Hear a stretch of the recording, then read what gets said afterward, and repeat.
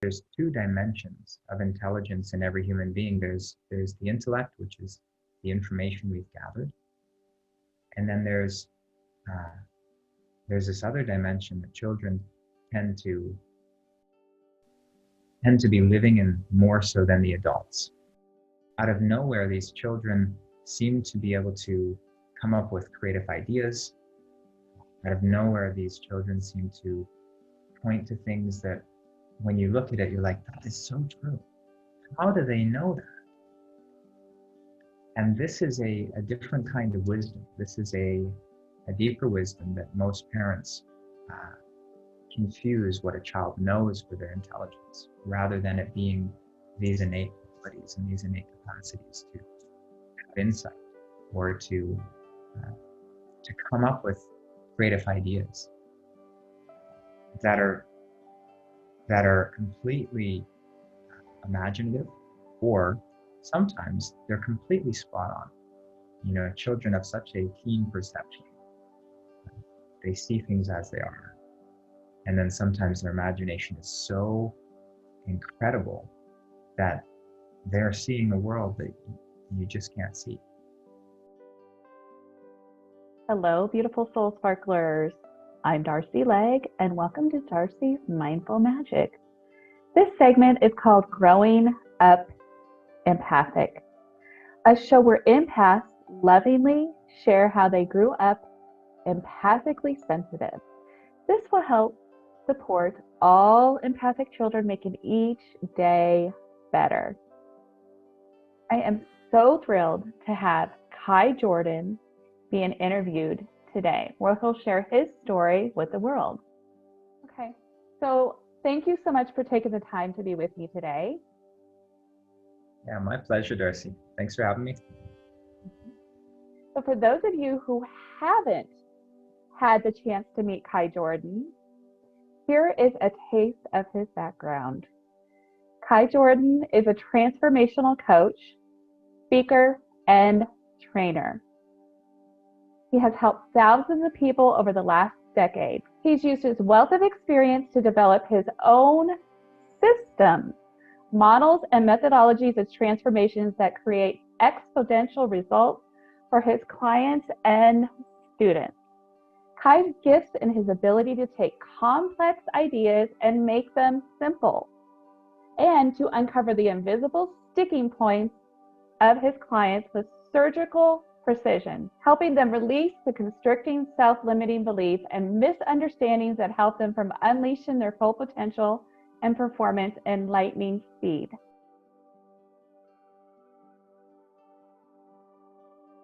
What do you miss most about your childhood?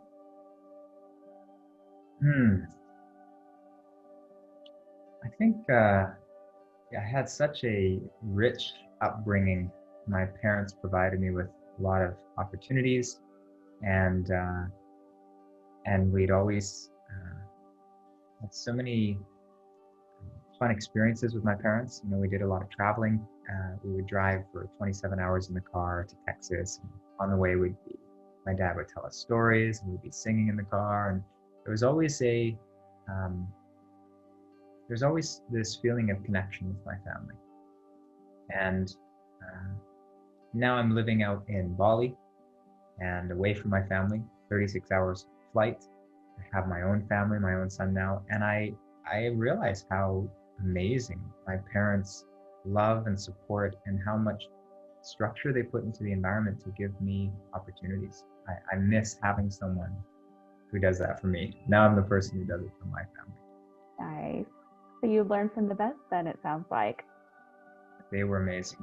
They really were. After becoming a parent, I realized how amazing mine were.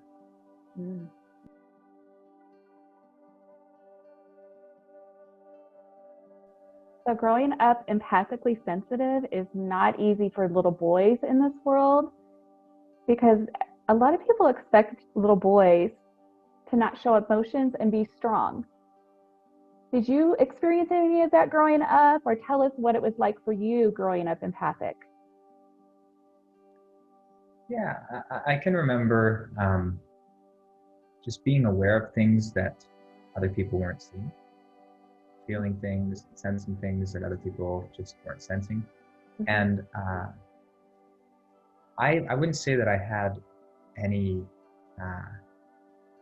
anybody creating an environment which wasn't nurturing. My parents were always understanding. They put us in piano at a very young age to channel our feelings and our emotions. They gave us an outlet. So I always had a way to express my emotions through music. But I kept it secret. I never told anyone at school that I did piano, because at that time, almost it was at least 99% of the people who were competing were girls. Oh. My brother and I, in the town that we competed, we were the only boys who played piano at that age. So there was this stigma around kind of being a boy and playing piano, which again is kind of a stigma around being a man who is sensitive, or a man who can feel, a man who is emotional, or a man who expresses his emotions. There's that same stigma. So I always kept it secret. I never told anyone. And I actually felt embarrassed about it, even though we were very successful. I felt embarrassed that we played piano. That's interesting. Very interesting. And then the word never got out. Your secret was good. Yeah, as far as my friends were concerned, I just played piano. They didn't know much about it. Okay. We were in like the newspaper and stuff like that, so the people knew about us. We had a reputation, but my friends didn't know much.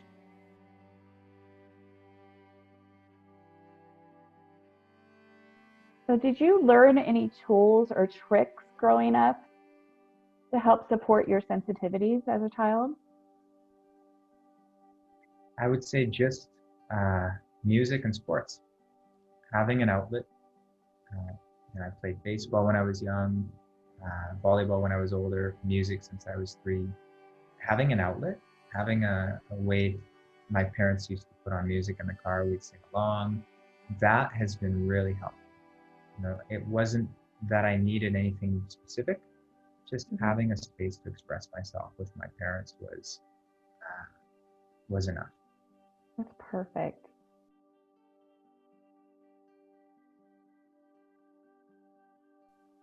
So this kind of goes along with what we've been talking about. You said music and sports. Was there anything additional that they did for you to support you as far as navigating your early years? I think they just had so much love and respect for us that they really honored the fact that we had feelings. They made that important to them. So if I had something going on, they were always very supportive and very caring and very loving. And my mom she would cry if I was sad, and she would have this she'd be incredibly connected to us emotionally, that we would always feel it wasn't wrong, that it was okay. Yeah, just that love and respect, I think, has been the most important environment to grow up. Mm-hmm. I love hearing about your parents. They sound amazing. I don't know how you moved so far away from them. Yeah, it's tough. It's tough now with the little one. They'd be such amazing grandparents. Oh.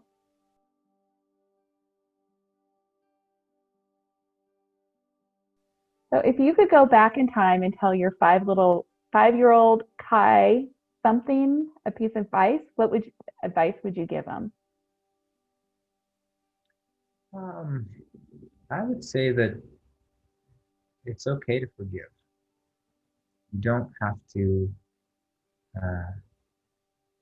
hold on to a grudge to make a point. You don't have to hold on to bad feelings to get what you want. It's okay to forgive and to just be happy. Yes, very good advice. I'm sure he'd pay attention too.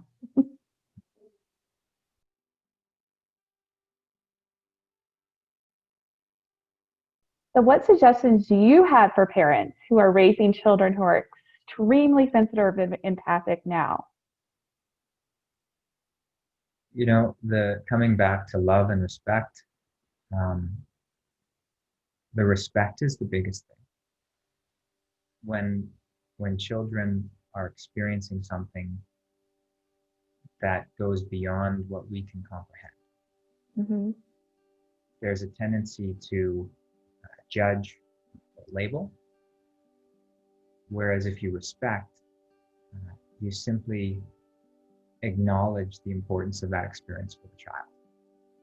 And you create an environment of love where they can go through that, because ultimately they have everything they need inside of them to navigate life. If they have the right environment to bring out the best in them, they'll be fine. If they have an environment of judgment and criticism and disrespect, which means not valuing their opinions and their experiences and their feelings to the same degree of an adult or yourself or others who may express themselves in more intelligent ways, or whatever we consider intelligence. Mm-hmm. If they have that second kind of environment which makes them feel insecure, then naturally they're going to be crippled by this environment. The insecurity is crippling for a child. Mm-hmm. The most important thing is to give them an environment where they can feel loved and respected, and that they can move through their insecurity on their own. Perfect. And we give them a really nice foundation to do anything in life. Yeah, absolutely.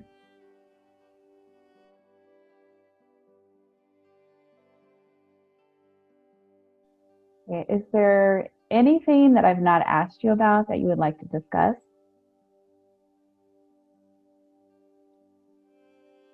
I think it's important for parents to understand that intelligence is not the intellect. It's not what you know. Intelligence is an innate capacity to discover. There's two dimensions of intelligence in every human being. There's the intellect, which is the information we've gathered, and then there's this other dimension that children tend to be living in more so than the adults, and that is out of nowhere, these children seem to be able to come up with creative ideas. Out of nowhere, these children seem to point to things that when you look at it, you're like, that is so true. How do they know that?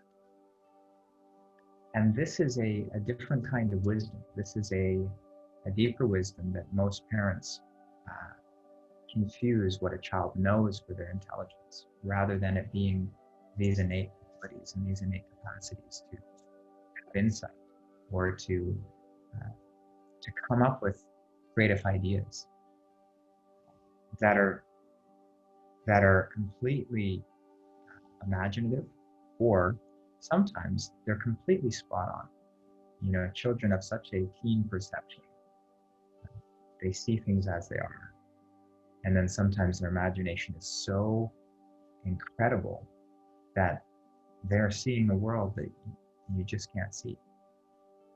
It's important to nurture those dimensions. Not everything is, it's not all about things they can rattle off from their memory, their math, and the stories and everything like that. That's not the greatest part of a human being. And so, especially now, you see the world we're living in with COVID, there's a lot of homeschooling, and education is needing to pivot. It needs to change. This is something that parents will have to understand, is that marks in school do not in any way correlate to what the child has inside of them, their innate capacity. So if we're focused too much on education, rather than drawing out their wisdom, education in a traditional sense means I tell you some information and you repeat what I say. That's what most people know education to be. But actually the word educate came from the Latin root educe, which means to draw out from within. It was never meant to be something that we taught. We never gave them information that they then remembered. It was to draw out intelligence from within. So we need to educate our children from the Latin root educe rather than what our modern understanding of education is, which is to teach them a bunch of information. So you're saying everything they need to know is already within inside them? Is that what you're pretty much saying? Everything that they will need to navigate their life, to feel a joyful feeling, to discover what they're passionate about, discover what makes them happy, discover why they're here. All of that is already inside of them. These are inner resources.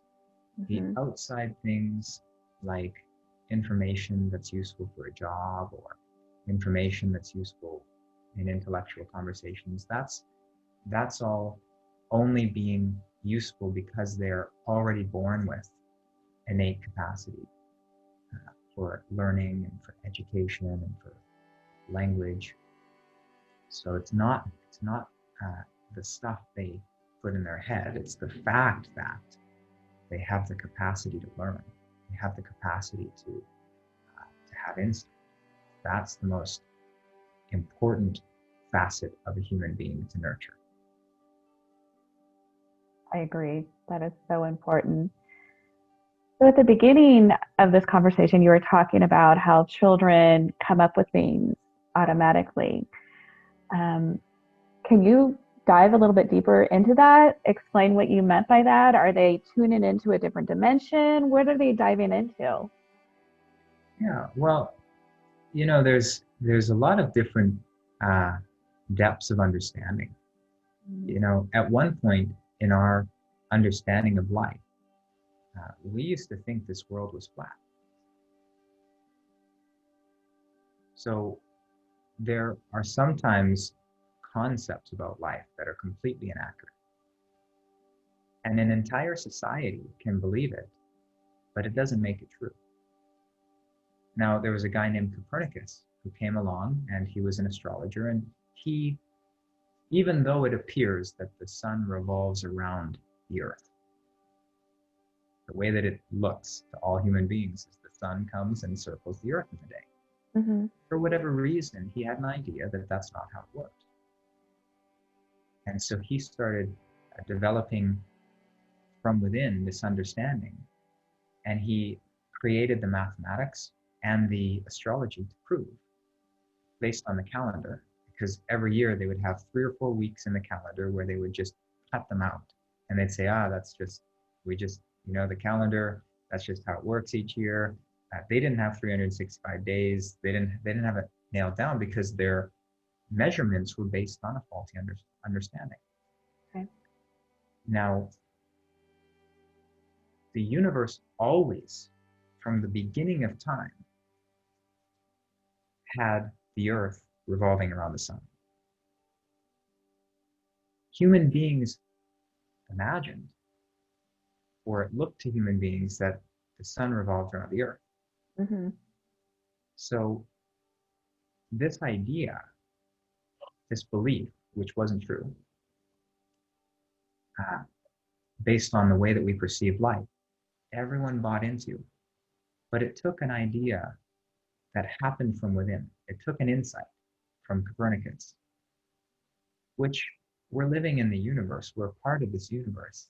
All of that information is within us. He just happened to glimpse it. He just had the idea. Where did it come from? It came from a formless intelligence. It came from a dimension of intelligence that It's beyond what we can see. And that happens all the time. Human beings are having these glimpses of reality, of how reality actually is from within all the time without even realizing it. Mm-hmm. And that dimension of intelligence, if a person learns to tune into that, they start to perceive things about reality that other people haven't perceived. So that's what I'm referring to. I'm referring to a certain dimension inside of every human being, a certain dimension of wisdom that is revealed from within. It's not something that you see outside. It's something that comes from within. That's why they call it an insight. It happens from within. Mm-hmm. It's touching that dimension of intelligence within us that's beyond the form, beyond what we see in the world. And that's where children are more connected to than adults. Adults tend to get caught up in the physical world, the facts and figures, and the information. But when you touch wisdom, you get a brand new dimension of perception. You get fresh, new, updated. It's like getting an update in your phone. Everything works better. Uh-huh. You know, the calendar, after Copernicus discovered how the universe actually worked, they created a calendar which we now have. And it was only off by kind of a quarter of a day. That's why there's a leap year. Mm-hmm. So when we see things the way they actually are, then life works a lot better. And I would say that children are actually perceiving a closer perceptual reality as they have less beliefs and they have less filters. And sometimes we as the parents can get a little bit arrogant in thinking that we know the right thing and the right answer, when in reality, we're seeing it all wrong.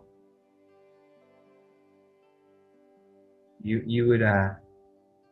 could imagine Copernicus going into a group of scholars at the time, 300-400 years ago, a group of scholars, and saying, sorry, but you have it all wrong. The sun doesn't revolve around the earth revolves around the sun. And them saying, hey, dum-dum, do you see the sun? Do you see the sun do this? Yeah, it has to work that way. No, it doesn't work like that. It's just a battle of ideas, and we can sometimes think, because we see it a certain way, that the other person has it wrong, but there's no way to know. That is so beautiful.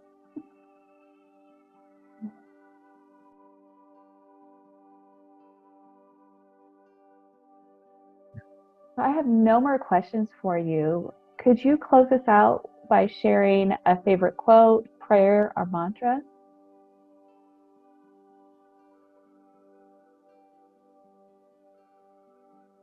Yeah, I don't have a quote right now, but what I would say is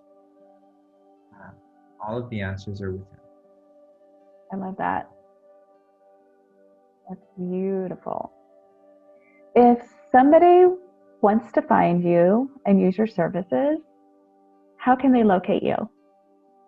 Yeah, so they can go to my website, genesiscoachingacademy.com, and reach out to me there. My contact info is on there. Or they can find me on Facebook as well at Kai Jordan. And also via email, just simply Kai Jordan Coaching, KAIJORDAN coaching @gmail.com. You can send me a message. Perfect. Thank you. And I'll leave that down below in the description for everything. Perfect. Thank you so much. I appreciate you sharing your wisdom with the world. It is amazing. Thank you. Really appreciate you having me on the show. I'd like to share with you a little bit more about Kai, since he coached me before. He is a phenomenal coach. On top of just being so kind-hearted, he is very smart. he sees things that I wasn't able to see. He taught me how to release things from my body that no longer served me anymore. Instead of just doing it himself for me, he taught me how to do it for myself, which I find very beneficial. Just feel his energy. When he's talking, his energy is just amazing. I could be in his presence, even though I've never met him face to face. All the coaching we've done has been online. His energy is so calming and so soothing. That's how you know somebody's a good person. You could, how you feel in their energy, and his energy is phenomenal. So I highly recommend him to anybody. If you have any questions, I'll be happy to give you a recommendation or more information. Just reach out to me and I will do that. So if you are stuck in some area of your life, whether it is financially, or if it is relationship wise, or if it is work wise, he would be the perfect person to go to support you and help you in any situation that you are struggling with.